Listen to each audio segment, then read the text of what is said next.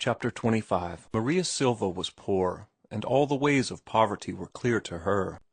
Poverty to Ruth was a word signifying a not nice condition of existence. That was her total knowledge on the subject. She knew Martin was poor, and his condition she associated in her mind with the boyhood of Abraham Lincoln, of Mr. Butler, and of other men who had become successes. Also, while aware that poverty was anything but delectable, she had a comfortable middle-class feeling that poverty was salutary, that it was a sharp spur that urged on to success all men who were not degraded and hopeless drudges. So that her knowledge that Martin was so poor that he had pawned his watch and overcoat did not disturb her. She even considered it the hopeful side of the situation, believing that sooner or later it would arouse him and compel him to abandon his writing.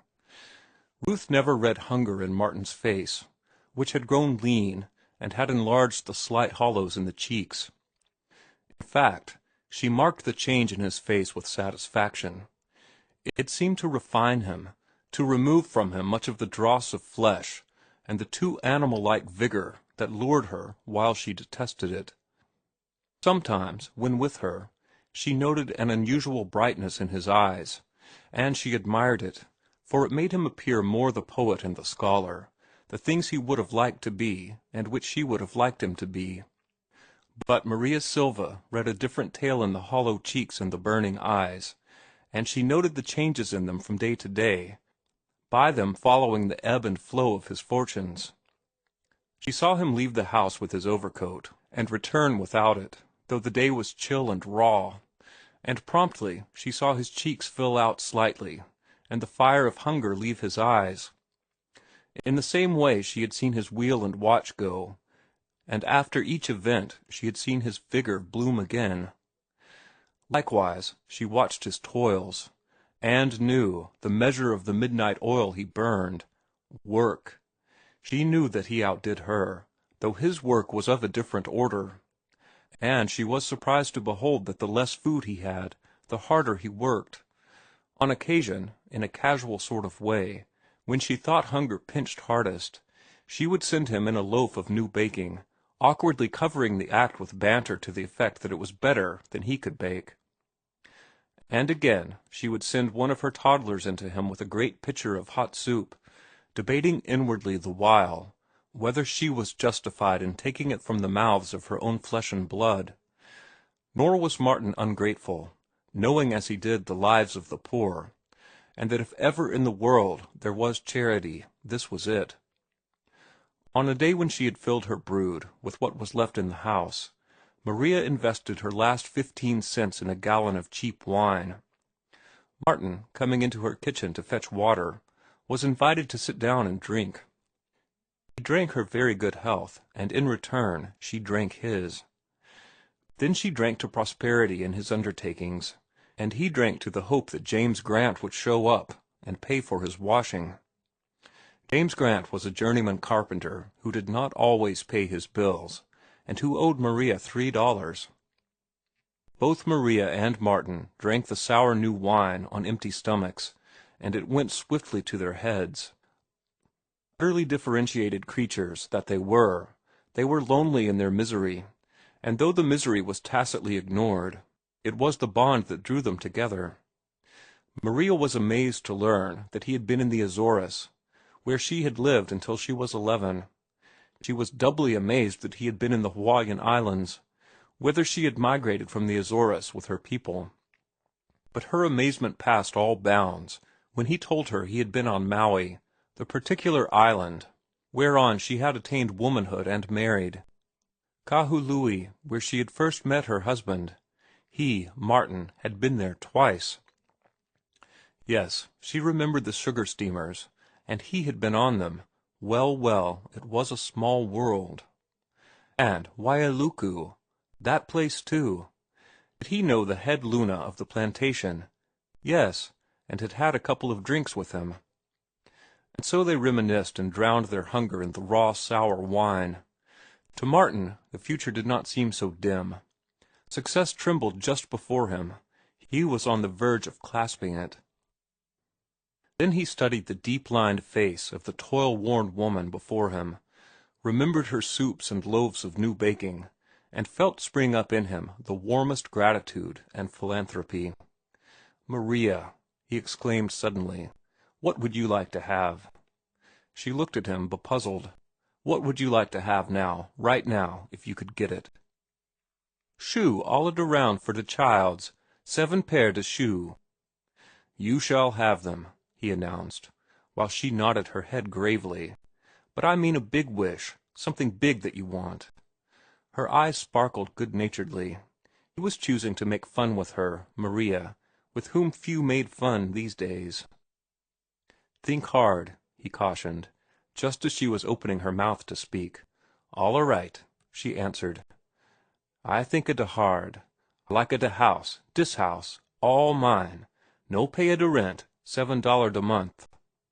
"You shall have it," he granted, "and in a short time. Now wish the great wish. Make believe I am God, and I say to you, anything you want you can have. Then you wish that thing, and I listen."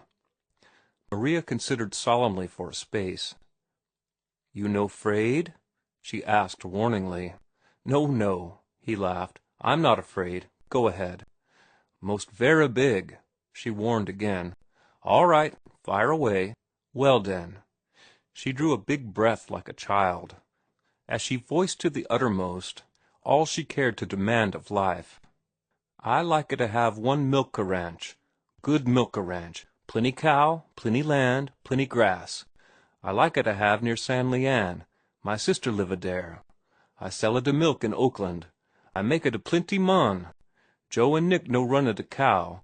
They go a de school. Bimeby make a de good engineer, work a de railroad. Yes, I like a de milk ranch." She paused and regarded Martin with twinkling eyes. "You shall have it," he answered promptly. She nodded her head and touched her lips courteously to the wine-glass, and to the giver of the gift she knew she would never be given.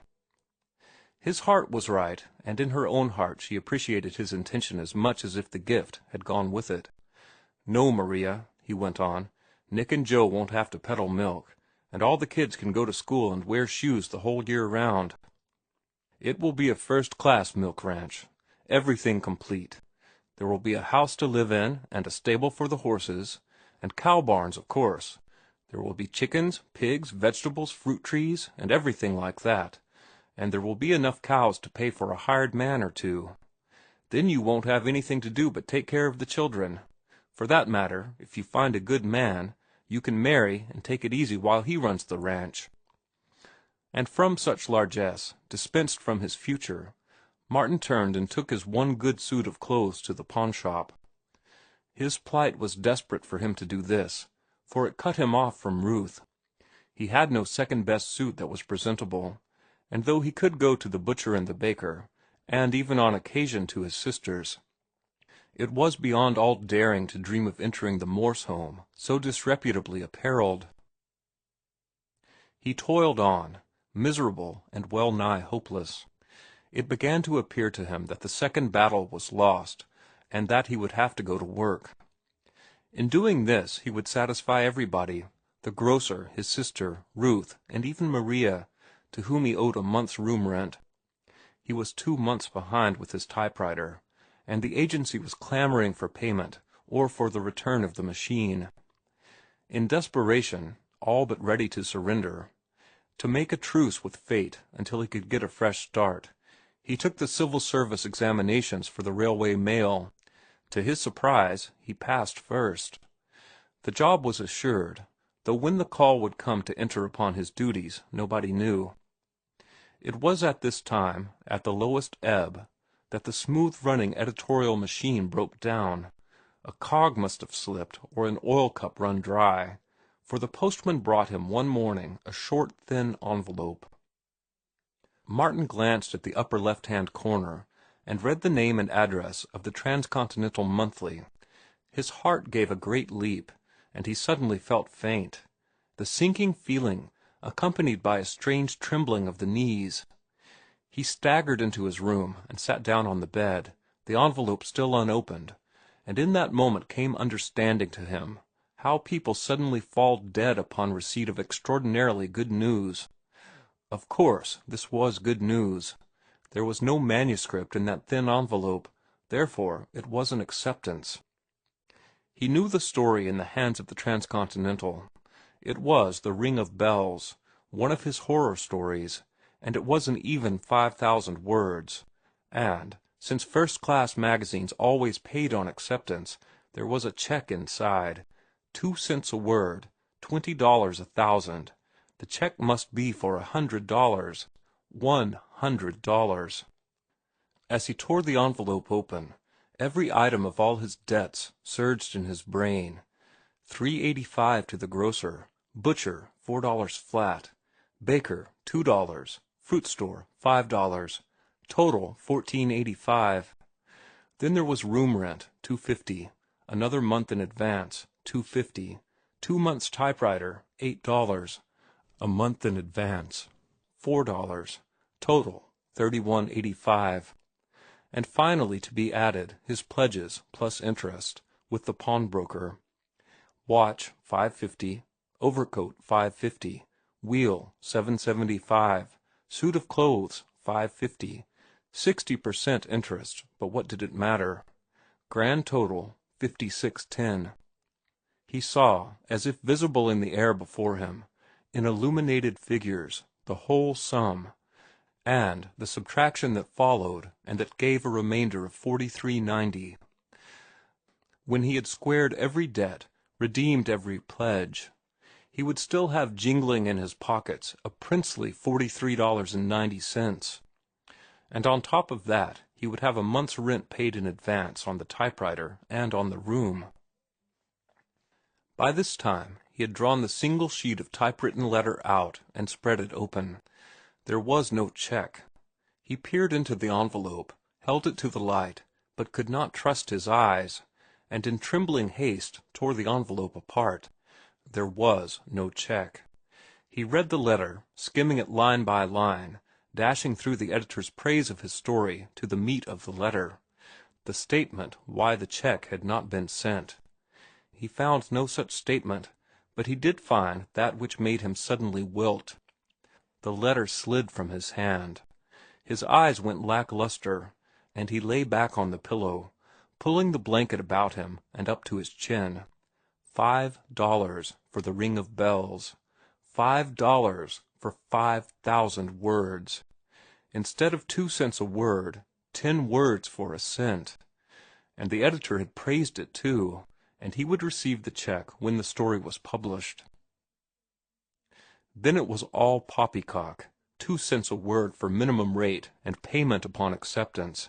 It was a lie, and it had led him astray. He would never have attempted to write had he known that. He would have gone to work for Ruth. He went back to the day he first attempted to write, and was appalled at the enormous waste of time, and all for 10 words for a cent. And the other high rewards of writers that he had read about must be lies too. His second-hand ideas of authorship were wrong, for here was the proof of it.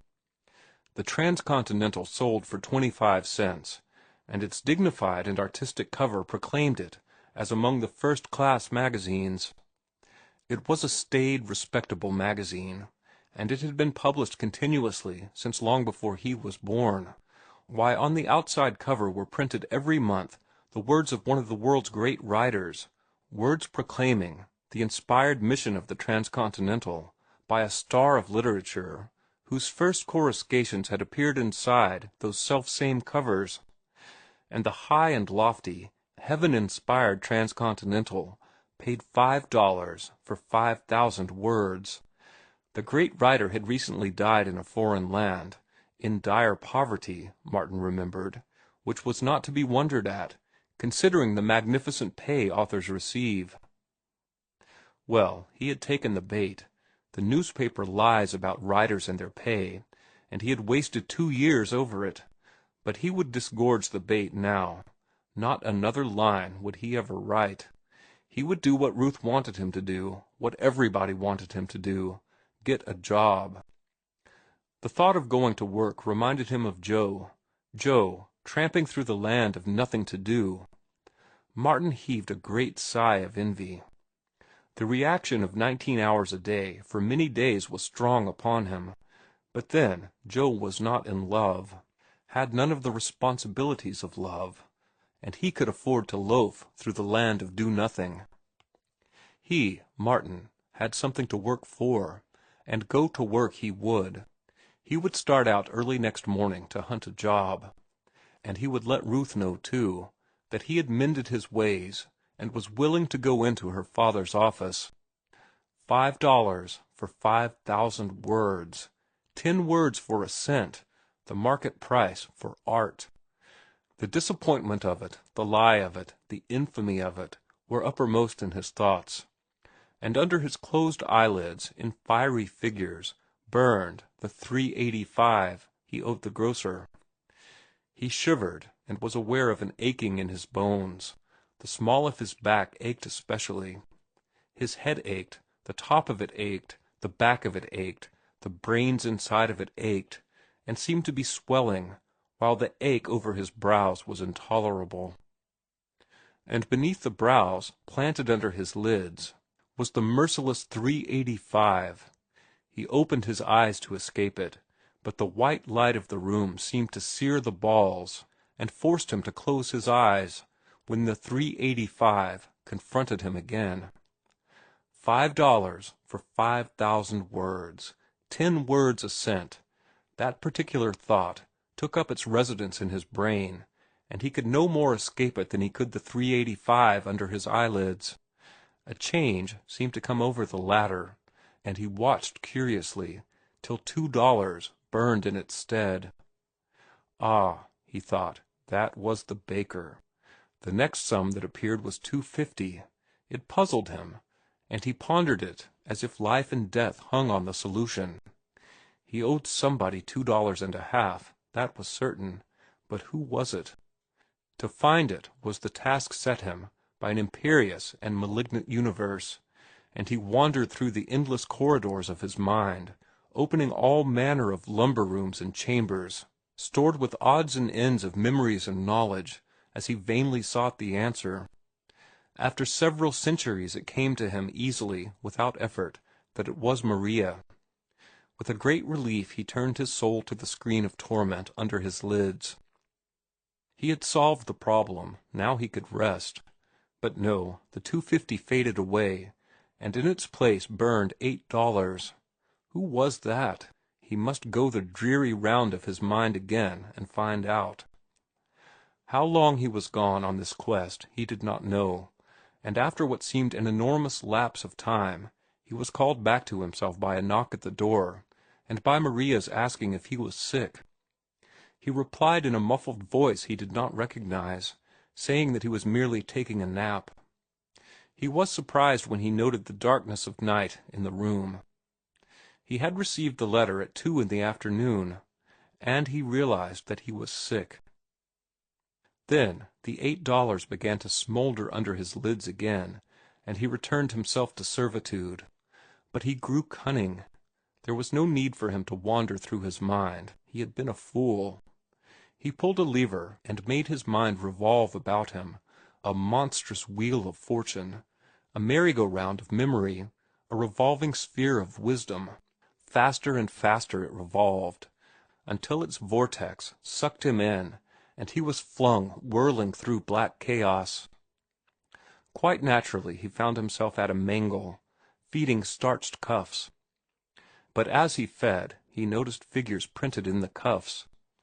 It was a new way of marking linen, he thought, until, looking closer, he saw $3.85 on one of the cuffs. Then it came to him that it was the grocer's bill, and that these were the bills flying around on the drum of the mangle.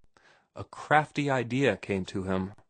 He would throw the bills on the floor, and so escape paying them. No sooner thought than done, and he crumpled the cuffs spitefully as he flung them upon an unusually dirty floor. Ever the heap grew, and though each bill was duplicated 1,000 times, he found only one for $2.50, which was what he owed Maria. That meant that Maria would not press for payment, and he resolved, generously, that it would be the only one he would pay. So he began searching through the cast-out heap for hers. He sought it desperately, for ages, and was still searching when the manager of the hotel entered, the fat Dutchman. His face blazed with wrath, and he shouted in stentorian tones that echoed down the universe, "I shall deduct the cost of those cuffs from your wages." The pile of cuffs grew into a mountain, and Martin knew that he was doomed to toil for 1,000 years to pay for them. Well, there was nothing left to do but kill the manager and burn down the laundry. But the big Dutchman frustrated him. Seizing him by the nape of the neck and dancing him up and down, he danced him over the ironing tables, the stove, and the mangles, and out of the washroom and over the wringer and washer. Martin was danced until his teeth rattled and his head ached, and he marveled that the Dutchman was so strong. And then he found himself before the mangle, this time receiving the cuffs an editor of a magazine was feeding from the other side. Each cuff was a check, and Martin went over them anxiously, in a fever of expectation, but they were all blanks. He stood there and received the blanks for 1,000,000 years or so, never letting one go by for fear it might be filled out. At last he found it. With trembling fingers he held it to the light. It was for $5. "Ha, ha!" laughed the editor across the mangle. "Well, then, I shall kill you," Martin said. He went out into the washroom to get the axe, and found Joe starching manuscripts. He tried to make him desist, then swung the axe for him. But the weapon remained poised in mid-air, for Martin found himself back in the ironing room, in the midst of a snowstorm. No, it was not snow that was falling, but checks of large denomination, the smallest not less than $1,000. He began to collect them and sort them out, in packages of 100, tying each package securely with twine. He looked up from his task and saw Joe standing before him, juggling flat irons, starched shirts, and manuscripts. Now and again he reached out and added a bundle of checks to the flying miscellany that soared through the roof and out of sight in a tremendous circle. Martin struck at him, but he seized the axe and added it to the flying circle. Then he plucked Martin and added him. Martin went up through the roof, clutching at manuscripts, so that by the time he came down, he had a large armful. But no sooner down than up again, and a second and a third time, and countless times he flew around the circle. From far off he could hear a childish treble singing, "Waltz me around again, Willie, around, around, around." He recovered the axe in the midst of the Milky Way of checks, starched shirts, and manuscripts, and prepared, when he came down, to kill Joe. But he did not come down. Instead, at 2 in the morning, Maria, having heard his groans through the thin partition, came into his room to put hot flat irons against his body and damp cloths upon his aching eyes. End of chapter 25.